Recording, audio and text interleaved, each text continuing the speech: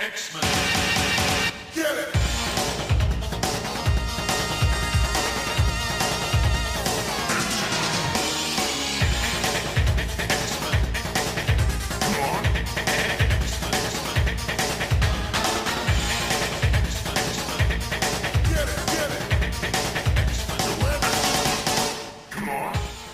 Ooh, hey everyone, and welcome to Battle of the Atom. I am your host, Zach Jenkins, and with me as always is Adam Reck. Adam, how are we doing this evening?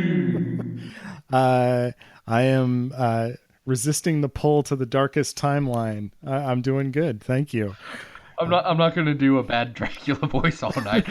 This is Battle of the Atom. This is coming out the day before Halloween, which we all know is the spookiest day of the year. Super spooky.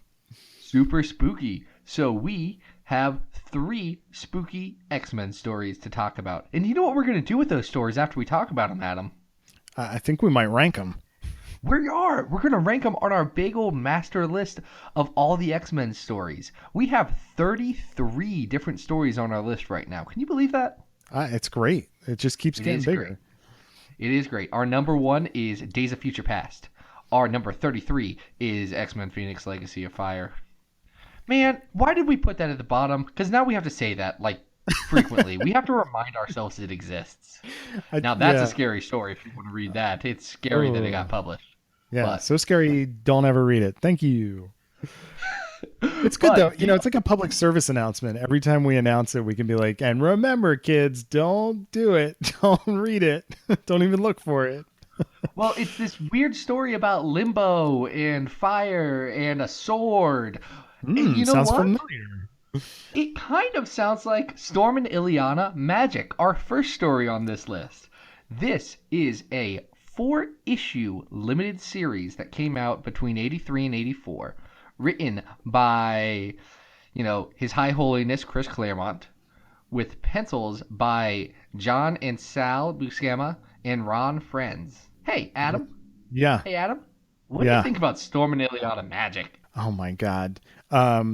It's great that we're covering this because the last time we sat down to record, we went through Inferno, and that was kind of like people are mad at us, by the way. Oh yeah, you thought we disagreed? You thought we disagreed about Inferno? Turns out our entire listening audience disagrees with us about Inferno. Yeah, apparently people love the Inferno a lot more than we do. Oops, sorry guys, but that's why it's our show. It's set in stone now. There is no changing anything. We have decided. I think we both agreed we really like the New Mutants Inferno end of this storyline, and man, I had forgotten. Like it always surprises me every time I revisit this mini. I'm always shocked by just how dark it is. Yeah. A lot of people die. And not just that. I made the joke earlier about Darkest Timeline, like that Community episode where, everybody has the mustaches and everything has gone to hell. This is kind of like the darkest timeline, even though it's not a timeline story. To be clear, it involves Limbo and Belasco, but it does involve some altered dimensional versions of our X-Men favorites. And it is weird and it is dark. Well, it gets to be a what if while staying in continuity, because this entire 4-issue series, which takes place in the fiction over 7 years? 7 years, yeah. Well, we got to get Magik aged up here. It takes place between panels of Uncanny X-Men 160. Mm-hmm. It is just, a flash, and there's this big mystery for about a year of how Illyana went from 6 to 13, and we find out in just the most horrible way here. She's trapped by the demon Belasco, who wants to use Illyana to release the Elder Gods to destroy the Earth, and he does that by slowly and torturously removing parts of her soul. She also gets a cool sword, but still... Yeah, but I mean, there's everything down to, especially the portrayal of Kitty Pryde here as Cat. Mm-hmm. I mean, this is about as dark as you can get. Everybody she's here just is a murder girl. Yeah, everything is doomed. Nobody really wins this conflict. Especially not Illyana, who walks away No, from this as this very cursed character. it destroys her. It Yeah. it takes Illyana, who's this amazing, just young little girl, and it breaks her down, and it takes her from Colossus's snowflake to this person who's gone through this immense trauma. She has seen her friends corrupted. She's seen her friends murdered. She's had to kill her friends to Mm-hmm. survive. Yeah. She's had to sacrifice part of her soul to just get through it. And she's not even 13. It's a friggin' rough series. Yeah, it is. I also think that it really serves as like a lot of the meat behind what makes Magik such an interesting character when we put all of this background context into our occasionally more fanciful adventures in New Mutants. New Oh, Mutants yeah. can get dark, and for those people out there who are maybe complaining about the horror theming of the New Mutants movie, people should go back and read New Mutants, because there's a lot of horror elements to it. But one of those is that all of this stuff gets carried back with her into that team book, and then ultimately surfaces an Inferno in its conclusion. So, this is some heavy baggage that gets brought back into regular continuity. Right. And then one other thing, one of the big themes that a Claremont touches on here is that the fact that an abusive relationship, especially with someone who is your mentor, with someone who is, supposed to be a caretaker, supposed to be looking out for you, Mm-hmm. it's hard to get through. I know a lot of people, they have conflicted relationships with their parents because there's parents who haven't always done the right thing. I mean, parents are human. Both Adam and I are dads. We know that things can go bad, but there's some abusive relationships out there that it's hard to resist that thrall. It's hard to stay away from it. And this whole time, you see up until the very end, Illyana hates Belasco, but at the same time, she looks up to him as like a parent, as an authority figure, as the only person who's consistently been around for the last 7 years. And it gets this weird codependent thing going on that colors a lot of Illyana's stuff, not in a bad way, just in the way that she is a survivor, but she also understands that not everything is black and white at all. It's not just good and evil in hell. There are shades of gray, and that ends up making her such a fascinating character. Like she was the number one character on my big old character list Mm-hmm. for the entire first year of the site because she's just so freaking good. Yeah. Yeah. And I think when we talked about Inferno, one of the things that I mentioned was that I really wish that after she had been de-aged at the end of Inferno, that more had been done to develop that character in the 90s, because it was a huge missed opportunity. Obviously, then other writers, took up the cause, and now she's back.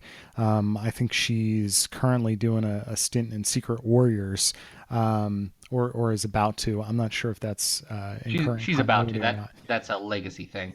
Yeah, I don't think it has quite happened yet, but I love that different writers have different takes on her. But to concentrate on this mini, I do appreciate, because this is a really weird one, and I do appreciate that Claremont is just kind of pushing things into some weird places. There's sorcery, there's magic, there's sort of almost heavy metal magazine type stuff happening here. Hmm. And and there's also really weird out of left field things, like the character of Sim, who is very clearly an homage to Cerebus by Dave Sim, which was immensely popular in the 80s as an indie comic. So there's all of these weird things that are getting pulled into, it just seems like we're bouncing around into a particularly dark corner of Claremont's mind at this point.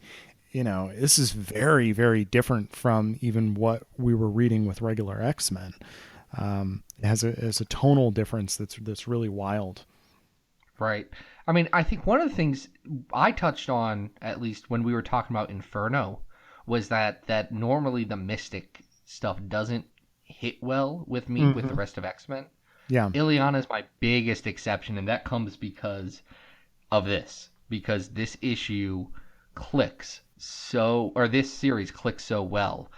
It builds up that, okay, Illyana can be the mystic character where, someone like Pete Wisdom can be the spy character, Hmm. where, Warlock can be the alien character. Like, that can be Illyana's thing.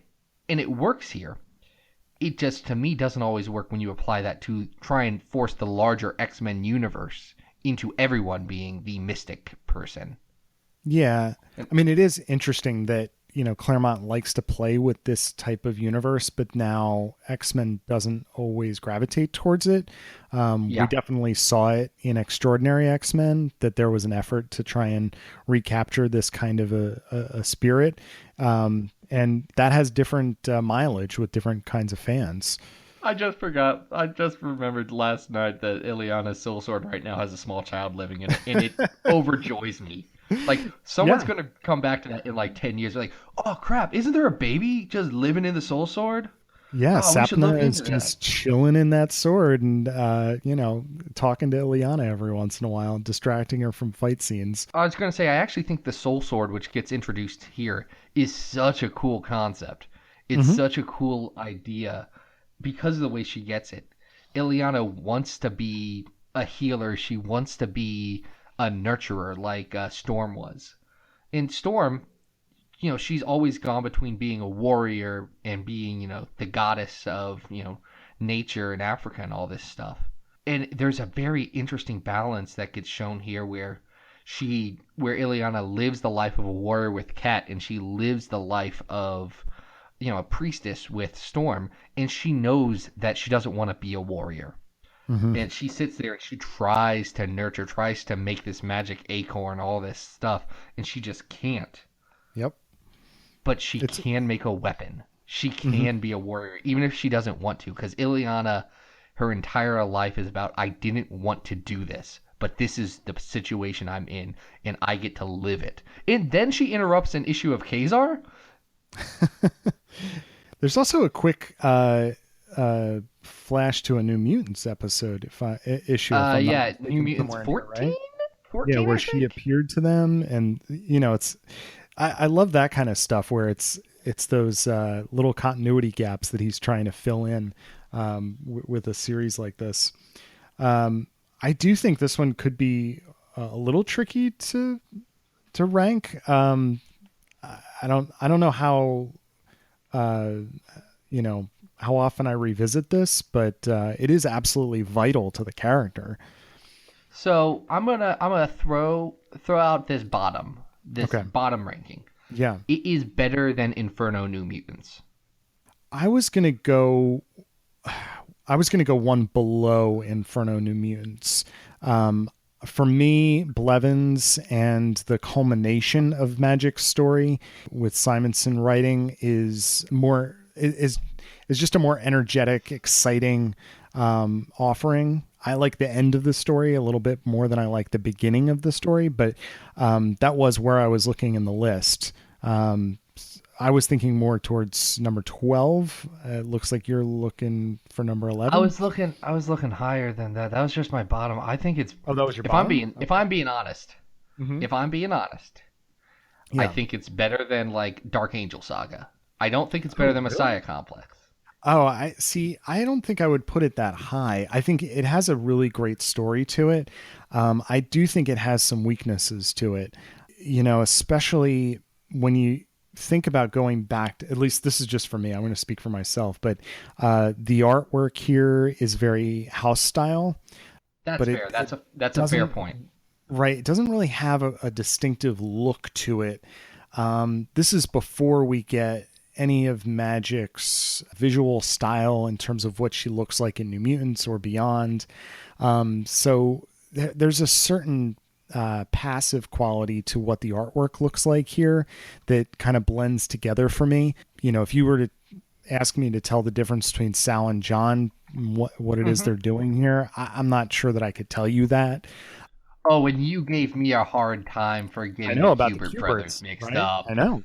But there's such a continuity in terms of what the house style is that looks here, that there's a certain blandness to it. It's not that it doesn't look great. It's not that it's not excellent visual storytelling. It is.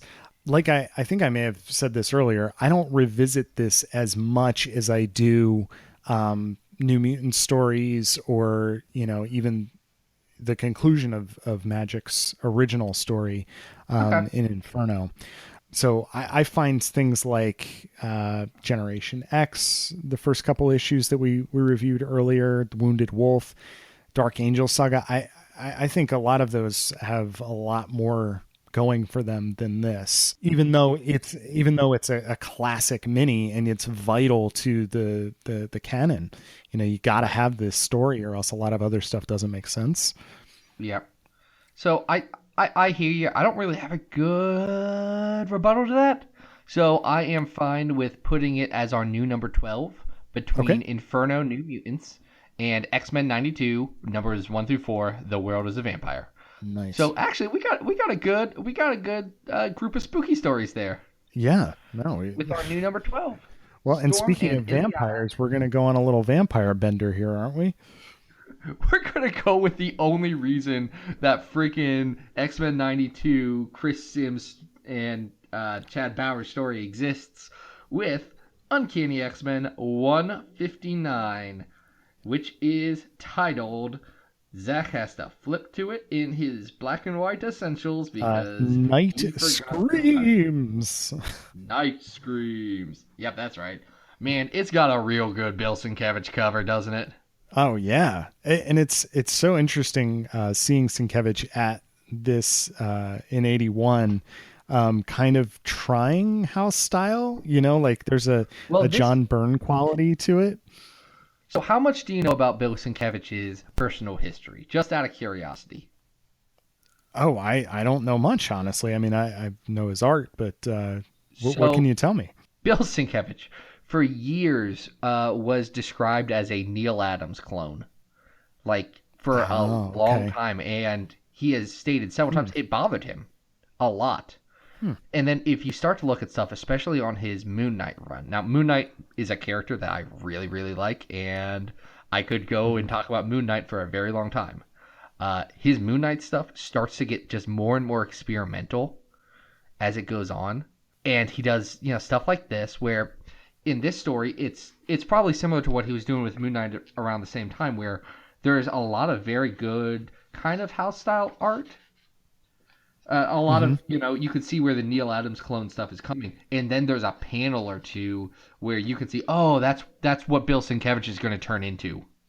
Like there's this Oh one yeah. panel with Storm in the fog. We're probably looking at the same page. I think it's page 11. I mean, look, I don't have page numbers on here, but yeah, as Storm is rising as a vampire. Oh yeah, this story, guys. By the way, this is the story where Dracula mostly turns Storm into a vampire, and then Sort Kitty of. saves her with the power of friendship, which can overcome vampire bites, and then they stop Dracula. Also, Dracula mostly also kind of gets stopped because he thinks Storm's hot. That's what happens Right. in this story. That was like the third time Storm saved the day with villains falling in love with her in like a 1 year stretch. And then I really want to think that about at that point, Louise Simonson pulled Claremont aside and said, okay, you can't do this again. Enough. You got to do something else. Well, and can you clarify something to me? Because in rereading this was still confusing to me. Does Dracula actually turn Storm into a vampire? Because, but for all intents and purposes, at the end of this issue, it sounds like she kind of slept it off. Am I correct? So Like she wakes up the next morning, is kind of like, yeah, I'm good. the storytelling in this is a little disjointed. Like when I went back to reread it this time, I was like, wait, this doesn't track 100%. What happens is you see Storm going out on her own, and then you find her with she was bitten. She has some teeth marks, but apparently Yes. Dracula did not draw enough blood to fully turn her. She was in this Ah. weird transitional vampire state. And Kitty, in the power of friendship, was enough to revert her to her human form, and also the fact that Storm is pretty strong-willed. Okay, I'll buy it. I'll buy it. I mean, it does provide for some, this whole issue provides for some interesting like character moments. You know, I love, I think it's really funny the bit where Kitty decides that she's going to like throw herself at Dracula with a crucifix, and he just kind of throws her aside because she's Jewish. She's like, Yeah. oh, you don't have the power of Christ. It can't compel me. This is a wacky one. No, it's good, and they do revisit that a couple of times in here, and I like the effect that's used on it because they set up rules for it. She goes, and Kitty, being the I know Dracula, I'm a sci-fi fantasy nerd girl. I got my Van Helsing outfit. I've got my crucifix. I'm going after it, and he says, "Nah, you're Hebrew, you're Jewish. This ain't gonna work. I know you don't believe in that." And he grabs her around the neck, and then her Star of David pendant is what burns him. And then they go back to it again when Wolverine tries the same thing. He's like, "Hey, look, I can make my claws into a crucifix." And he's like, "But Wolverine, you don't think God's real. You've been alive for a while. I get it. I get where you're coming from." And then Nightcrawler's like, "Yeah, but I do. I'm on top of this." It's great. That's my favorite I've moment got in this. sticks. That's that Nightcrawler panel, that him saying, in that case, vampire, your cause is lost, for I believe. And he puts 2 sticks up as a crucifix. It works so well. Nightcrawler comes off the best in this story to me. Like, oh, sure. It has a lot of great things. Also, the fact that Nightcrawler just straight up says, in Bavaria, we just know don't screw with vampires. We all accept they exist, and we know we don't mess with them. I don't know why you guys aren't getting this. I love that. It's like a neighborhood watch, like, oh, there's one. Don't mess with the vampire. I also love there's a couple of little aside things that happen. Like the beginning of this issue is them breaking into a supermodel's apartment. They're breaking into Misty Knight's apartment. But her roommate is this like supermodel who then lends Storm and Kitty the most fashionable clothes, but they kind of look like librarians when they get dressed up. It's bit. Like, oh, like so hip. The other thing I love in this issue, which is not part of the regular story, is there's a little 2-page aside where Havoc, Cyclops, and Corsair are hanging out, Lorna, and Corsair is still in his Corsair. What else outfit. is he gonna wear? Like, He's a space pirate. He commits to the bit. I just love that the space pirate owns no street clothes. Like everybody else is chilling out in their jeans and jackets, and he's there with he's got the head. He's got his bandana and his earrings and everything. Mustache. He's not trying to blend in at all. It's great. He is great. And I think this story more than Inferno even emphasizes the stuff that doesn't click with me about X-Men. Like I get that Dracula and Storm have this thing in this issue, and then there's an annual about it, and it just keeps coming back. I never care about it. I really don't. I don't. Yeah, I mean, the most successful iteration of this is when it's parodied to a certain extent with The World is a Vampire. And even that I hold is the weakest part of X-Men 92. But that's a personal thing. Even though we love personal thing. Yeah. Like these standalone stories are something that are really fun. There was actually a really nice throwback to this in Old Man Logan not too long ago. That was good. That also played on Jubilee.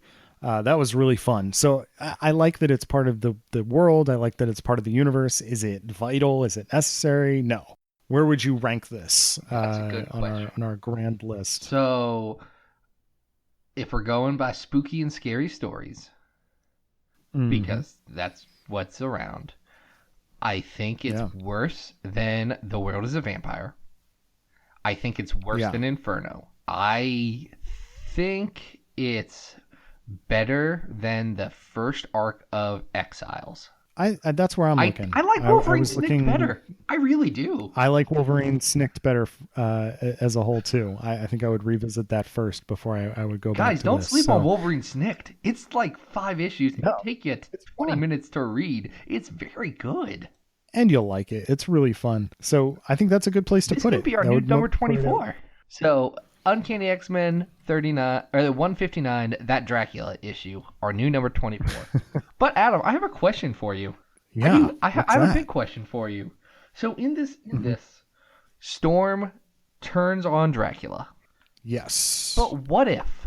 What if she didn't? What if she couldn't overcome that Oh. and she turned the X-Men into vampires? And then what if? What if Wolverine decided he liked the idea of being Lord of the Vampires, just liked the thought of it, and decided to become Lord of the Vampires? You know, Zach, I don't know that anyone has ever contemplated what you're talking about, especially not in printed form. We're talking about what if number 24. What if Wolverine was Lord of the Vampires? It was written by Roy Thomas and R.J.M. Lofsier? I can't pronounce it. L'Officier? It's French. It's very French. Very French. Pencils by Tom Morgan. Inks by Tom Morgan. Colors by Tom Vincent. Adam. Do you know what's so great about What If Wolverine was Lord of the Vampires? I don't want to say it because I feel like this is near and dear to your heart. So I feel like I don't want to reveal too much here and ruin it for you. So why don't you share the many pleasures of this particular issue, which blew my freaking brain. It was like a mind blowing experience. So here's what happens. Wolverine, Colossus, and Nightcrawler all get turned into vampires. Wolverine then straight up says, I kind of like the name Lord of the Vampires, and challenges Dracula to a duel for vampireship. Wolverine turns into a wolf, because that's what vampires can do, and that's what a Wolverine is. It's a big old wolf, right? Debatable. It's kind of like a badger.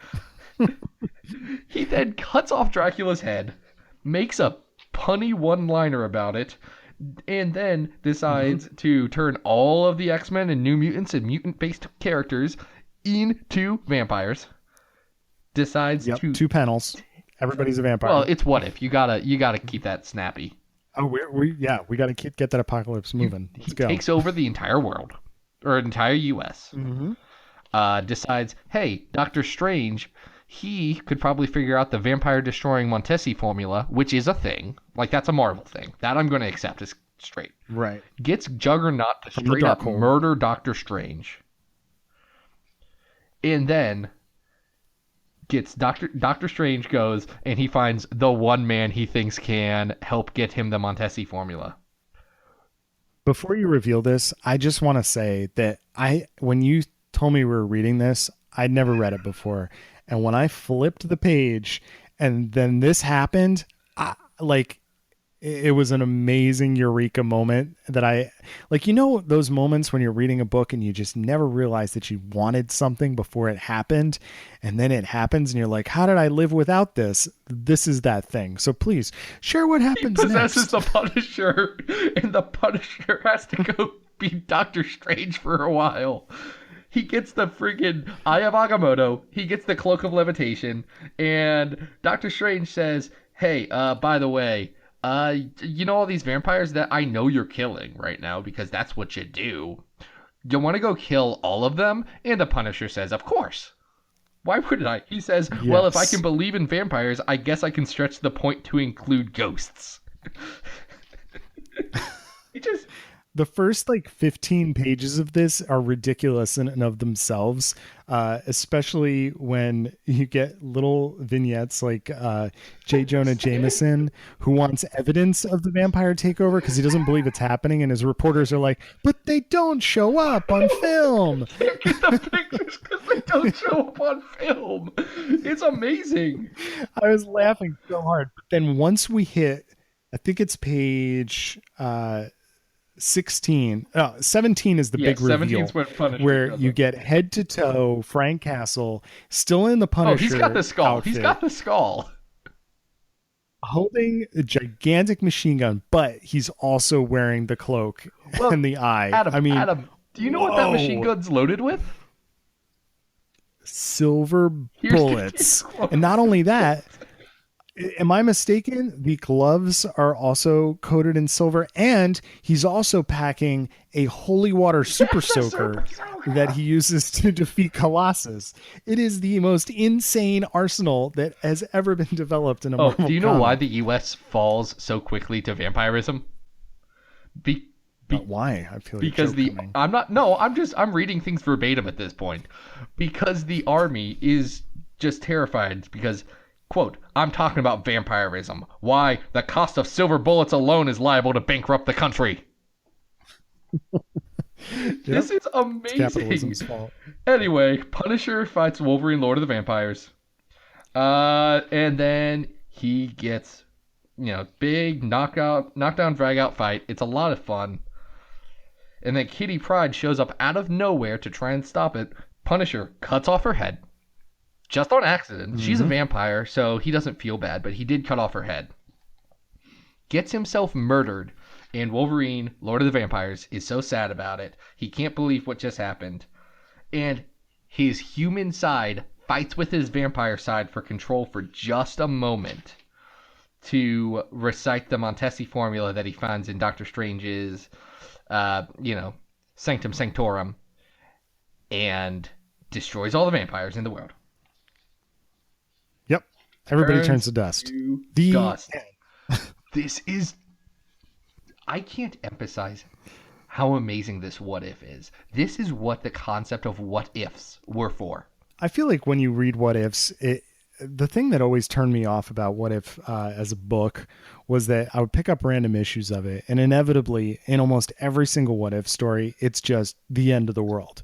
So it's like, all right, like what if this character went outside on a Tuesday, and it's like end of the world by the Oh end of yeah, 30 pages, everyone right? dies at the end of a what if, and this is no different. No, but what happens in between from the beginning to the end is so patently ridiculous that it is a wonder to behold. And I would highly recommend So, this book so to Roy Thomas is anybody. a veteran of the industry. Make no Hmm. mistake about that. Roy Thomas, the second person to write X-Men, he's been around a bit. He was what Marvel's second, or not their actual second, but modern Marvel, post FF number one Marvel's second editor in chief. He's Wow. been around for a good long time. How serious do you think he took the writing of this book? Because I honestly can't tell if he was writing a straight Silver Age book or if he was writing a parody. I don't know.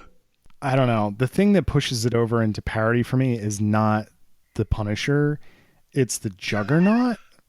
Like the Juggernaut as a murdering vampire is just so silly and like I don't know. Like he basically just kills Doctor Strange by punching him in the face. Look, if it works. Yeah, I mean, there's definitely a sense of parody here, but it takes itself seriously, which is what Yeah, makes it fun. it's I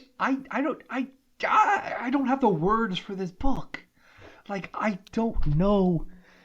I want to know if the creative team took it seriously. Like, did they think they were making this big dark work of art, or were they savvy enough? And I want to say they were, to say this is we're gonna make this a goof book, right? Like we're just gonna throw Marvel comics at the wall and see what sticks.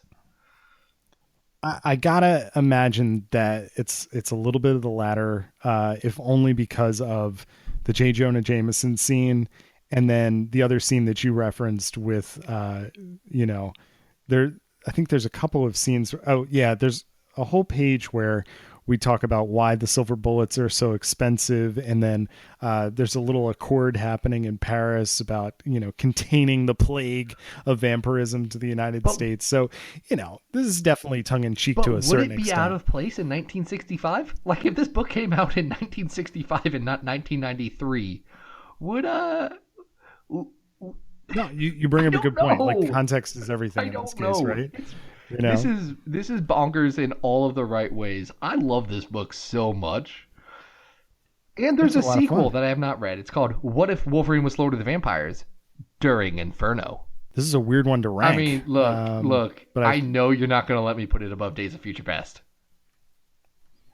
oh no, it's too silly for that. I mean, I think it's got to be somewhere in the neighborhood of I mean, this is tough because it is so much fun. It really is, but it's also like it's a what if. So, it has no canon to it. It's clearly superior to Uncanny 159, Yes, which we it is just better read. than that. Because it takes that story to such like a bizarre bonkers level that you were not expecting what's coming here. But it's also not part of X-Men continuity at all. It's it's a So silly about aside. around the center point of our Um, list, we also have an X-Men story about vampires that is not in normal X-Men continuity. How do you feel about this against mhm. The World is a Vampire from X-Men 92? I think this is Okay. better. Okay. Okay. We're on the same page. Yeah.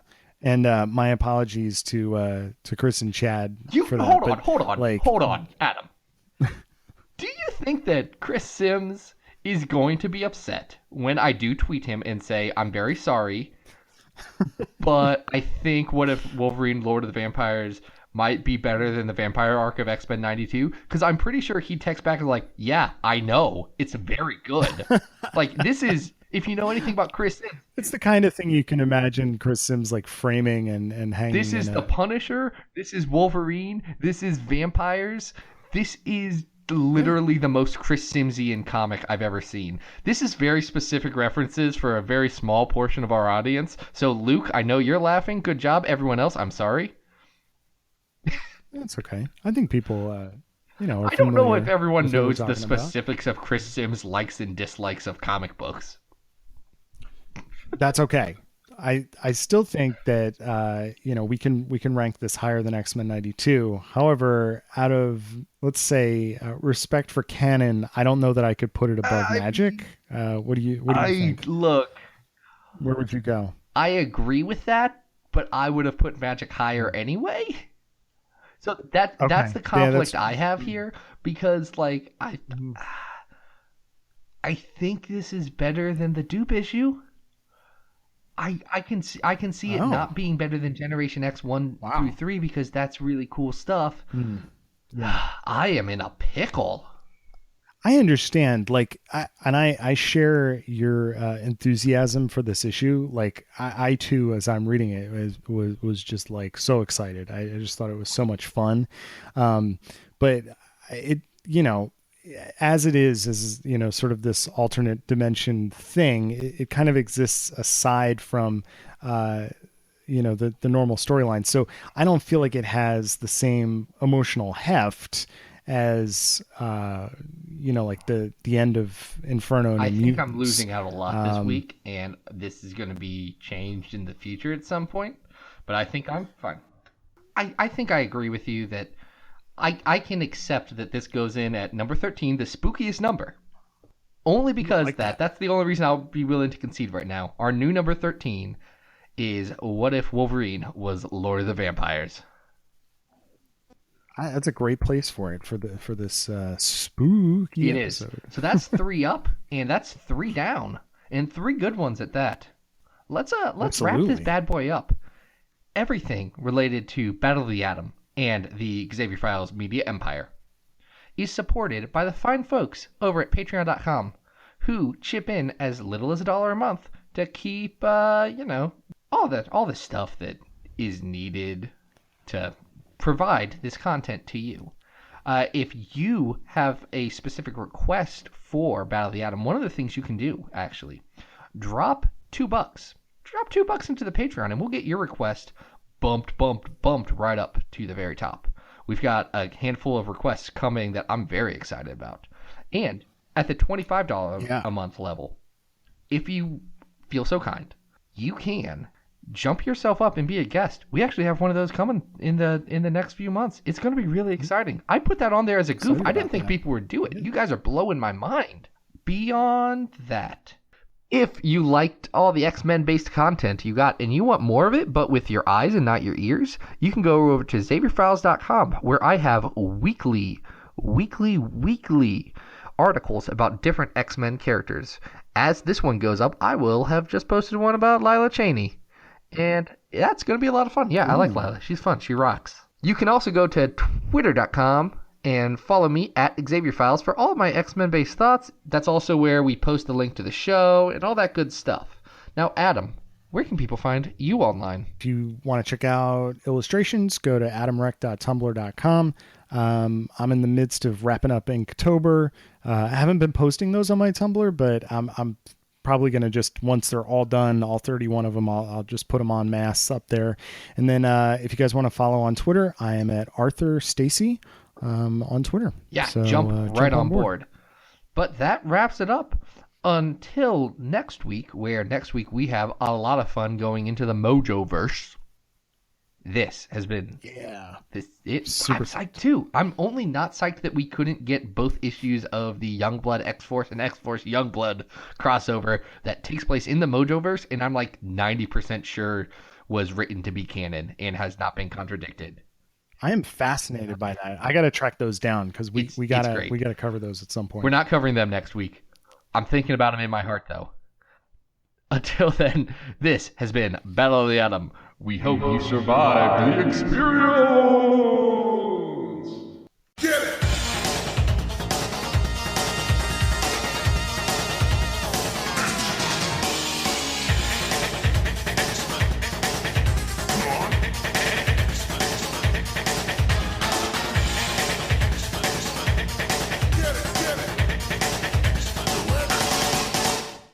Beyond that, if you like what you've heard and you want to hear more about X-Men, you can go to xavierfiles.com/X-Men, where there is not a xavierfiles.com/X-Men. Oh my gosh. Hold on. That's not a URL that I use.